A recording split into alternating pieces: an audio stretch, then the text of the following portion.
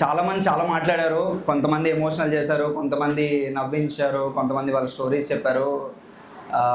అందరూ చాలా బాగా చెప్పారు. అంటే సాధారణంగా ఇలా తెలుగు గురించి మాట్లాడడం, తెలుగులో మాట్లాడడం చాలా తక్కువ. అలాంటిది ఎలా మాట్లాడినా, ఎందుకు మాట్లాడినా మాట్లాడారు కాబట్టి నాకు చాలా బాగా అనిపించింది.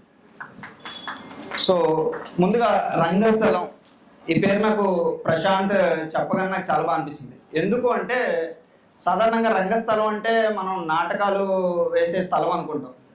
కాకపోతే మనందరికీ తెలియని విషయం ఒకటి ఉంది. రంగస్థలం అంటే విద్యని నేర్పించే స్థలాన్ని కూడా రంగస్థలం అంటారు. ఏ రంగాన్నైనా సరే, ఏ నాటకాన్నైనా సరే, డ్యాన్స్ అయినా సరే, ఇంకోటి ఏదైనా సరే అది నేర్పించే స్థలం, ఒకరికి చూపించే స్థలం అయితే రంగస్థలం. ఇది ఎక్కడి నుంచి పుట్టిందా అని నేను రంగస్థలం పేరు చెప్పిన తర్వాత నేను చాలా రీసెర్చ్ చేశాను అనమాట. రంగనాయకి రంగనాథుడు అనే దేవుళ్ళ నుంచి ఈ పదం పుట్టింది. వాళ్ళే అధిష్టాపతి వీడికి. సో అక్కడి నుంచి పుట్టిన రంగస్థలానికి ఇలా రావడం నేను చాలా ఆనందంగా ఉంది. మీ అందరినీ కలవడం ఇంకా ఆనందంగా ఉంది. సో నేను ఎక్కువ మాట్లాడకుండా జస్ట్ ఒక చిన్న పోయం చెప్పేసి తర్వాత ఒక 2-3 లైన్లు చెప్పేసి ముగించేస్తాను. సో బేసిక్గా ఈ పోయం దేని గురించి అంటే, మన అమ్మ నాన్నలు మనల్ని ఎవరో ఒకరితో కంపేర్ చేస్తూ ఉంటారు ఎప్పుడు, చిన్నప్పటి నుంచి కూడా. సో ఆ కంపారిజన్ మీదే నా ఈ పోయం అనమాట. నీ వయసు వాళ్ళు చూడు ఎలా చురుగ్గా ఉన్నారో, నీ వయసు వాళ్ళు చూడు ఎలా చదువుతున్నారో, నీ వయసు వాళ్ళు చూడు ఎంత సంపాదిస్తున్నారు, నీ వయసు వాళ్ళు చూడు అప్పుడే పెళ్లి చేసుకుంటున్నారు, నీ వయసు వాళ్ళు చూడు ఇల్లు కట్టుకుంటున్నారు, బంగారం కొంటున్నారు, పిల్లలు కూడా కనేశారు.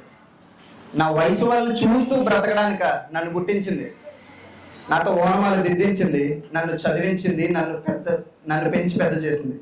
ఆ మాత్రం నమ్మకం లేదా మీ పంపకం మీద? పోల్చడానికే పుట్టించకుండా ఉండాల్సింది కదా. ఇలా గట్టిగా అడగాలని ఉన్నా అడగలేను.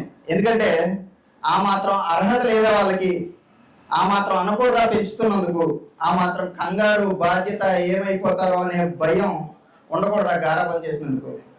కాకపోతే కాస్త ఓపిక, ఇంకాస్త ధైర్యం, చెంచాడు నమ్మకం. నువ్వు సాధించగలవు అనే మాట సాయం ఉంటే బాగుండు కదా. ఆత్మహత్యలు ఆగేదేమో కదా, మనస్తాపం తగ్గేదేమో కదా, మరొకరితో బాధ పంచుకునే వాళ్ళు అవ్వకుండా ఉండేవాళ్ళేమో కదా. అంతేనేమోలే, ప్రపంచం ఎలానో ఉండాలేమో. పోనీ మనం మార్చలేమా? అంటే నువ్వు నేను ఇవన్నీ చూస్తున్నాం కదా, మనం మార్చలేమా? ఏమో మనం కూడా తల్లిదండ్రులు అయ్యేసరికి మనమే మారిపోతామేమో, ఇవన్నీ మర్చిపోతామేమో. కనీసం ప్రయత్నించి చూద్దాం కదా. ఏమంటావు? ఒక్కసారి ప్రయత్నించి చూద్దాం కదా. సో ఈ మాటలు నేను ఒక అర్ధరాత్రి ఒక 11-12 అంటే బేసిక్గా రైటర్స్కి ఆ టైంలోనే బాగా రాయాలి అనిపిస్తుందని నేను చాలాసార్లు విన్నాను. నేను అదే టైంలో రాస్తూ ఉంటాను. ఆలోచిస్తూ ఉంటే మా తల్లిదండ్రులు నన్ను అడిగే మాటలు అంటే, కమిటీ కుర్రోళ్ళు అనే సినిమా రాకముందు ఏం చేస్తున్నావు అని అడిగారు. నేను ఐఏఎస్ ప్రిపరేషన్ వదిలేసి పుస్తకాలు రాస్తూ కూర్చునేవాడిని. అప్పుడు ఏం చేస్తున్నావు అంటే నేను ఒకటే చెప్పాను వాళ్ళకి. విసిగిపోయాను నేను ఒక పాయింట్లో. నా కొడుకు నేను డబ్బులు పంపిస్తుంటే హైదరాబాద్లో బేవర్స్గా తిరుగుతున్నాడు అని చెప్పుకోండి. ఏదో ఒక రోజు చప్పట్లు కొడతారు నేను తీసిన సినిమా చూసి, నేను రాసిన సినిమా చూసి. అప్పుడు చెప్పుకోండి మీరు, సినిమా తీశాడు నా కొడుకు అని చెప్పేసాను. సో ఆ టైంలో రాసుకున్నాను. కాకపోతే నాకు అనిపించింది, ఏ తల్లిదండ్రులకి ఆ మాత్రం అర్హత ఉండదా? తల్లిదండ్రులు ఆ మాత్రం మనం అడగకూడదా? మనల్ని వాళ్ళకి ఆ మాత్రం భయం ఉండదా? ఎందుకంటే వాళ్ళు పిల్లలుగా పెరిగి తల్లిదండ్రులు అయిన వాళ్ళే అనిపించి ఇది రాసుకున్నాను. అదే మీకు అందరికీ చెప్పబోతున్నాను. ఎందుకంటే ఇక్కడ అందరూ కూడా ఏదో ఒకటి సాధిద్దామని వచ్చిన వాళ్ళే. ఇంత టైం స్పెండ్ చేస్తూ ఒక తెలుగు ఓపెన్ మైక్ జరుగుతుందనగానే వచ్చి మీ పనులు ఆపుకొని ఇంత టైం స్పెండ్ చేస్తున్నారంటే మీకు ఎంతో ప్రేమ ఉండి ఉండొచ్చు. తెలుగు మీద కావచ్చు, ఒక రైటింగ్ మీద కావచ్చు, ఒక కళ మీద కావచ్చు, ఎంతో ప్రేమ ఉండి ఉండొచ్చు. సో ఎప్పుడు ఆటుపోట్లు వస్తూనే ఉంటాయి, ఎవరో ఒకరు ఏదో ఒకటి అంటూనే ఉంటారు. ఫస్ట్ నువ్వు నమ్మాల్సింది నిన్ను బలంగా, చాలా బలంగా నమ్మాలి. ఎంత బలంగా అంటే నీ ఫ్రెండ్స్ సపోర్ట్ చేయకపోవచ్చు, నీ ఇంట్లో వాళ్ళు సపోర్ట్ చేయకపోవచ్చు, నువ్వు దానికి కారణాలుగా చూపించకూడదు ఎప్పుడు కూడా. అరే నా ఫ్రెండ్ కనుక సాయం చేసి ఉంటే నేను గొప్పవాడిని అయ్యేవాడిని, నా తల్లిదండ్రులు కనుక సాయం చేసి ఉంటే నేను బిల్గేట్స్ అయ్యేవాడిని. ఇది కాదు, ఇవన్నీ కారణాలు. నిన్ను నువ్వు ఎంతగా సపోర్ట్ చేసుకున్నావు అనేదే ఇంపార్టెంట్ థింగ్. సో నా అదృష్టం కొద్దీ నాకున్న ఫ్రెండ్స్ చాలా గ్రేట్ ఫ్రెండ్స్ ఉన్నారు, చాలా మంచి ఫ్రెండ్స్ ఉన్నారు. సో ఇక్కడ కూడా ఉన్నారు ఒక ఇద్దరు, నేను పేర్లు చెప్పలేను కానీ ఉన్నారు, ఎప్పుడూ ఉంటారు కూడా. అలానే నా తల్లిదండ్రులు ఒక్కొక్క టైంలో వాళ్ళకి భయంతో నన్ను సపోర్ట్ చేయలేకపోయినా తర్వాత బాధ్యతతో సపోర్ట్ చేశారు. సో ఇప్పుడు ఇలా మీ ముందున్నానంటే వాళ్ళందరూ కారణమే, మీరు కూడా కారణమే. ఎందుకంటే నన్ను చూడడానికి వచ్చినాను. ఇంకా ఫైనల్లీ ఒక 2 విషయాలు చెప్పేసి నేను ముగించేస్తాను. కొంతమంది అడిగారు ఎలా గెట్టిన్ అవ్వాలి రైటింగ్లోకి ఆర్ సినిమాల్లోకి, ఈ రచనలు అయ్యి ఎలా రాయాలి అని చెప్పేసి నేను ఇక్కడికి వచ్చాక కొంతమంది అడిగారు. నేను చాలాసార్లు నా ఇన్స్టాగ్రామ్ ప్లాట్ఫామ్లో చెప్పాను, నేను మళ్ళీ అదే చెప్తున్నాను. ఎందుకంటే మీరు చూసుండకపోవచ్చు కాబట్టి, మనిషి అనే ప్రతి వాడికి ఆలోచన ఉంటుంది. ఆలోచన లేకపోతే అది చచ్చిపోయినట్టే. మీ ఆలోచన ఉంటే మీరు రాయగలరని అర్థం. రాయండి, ఎంతైనా రాయండి, ప్రతి ఆలోచన రాయండి. ఏదో ఒక రోజు మనం చాలా మంచిగా రాయగలుగుతాం.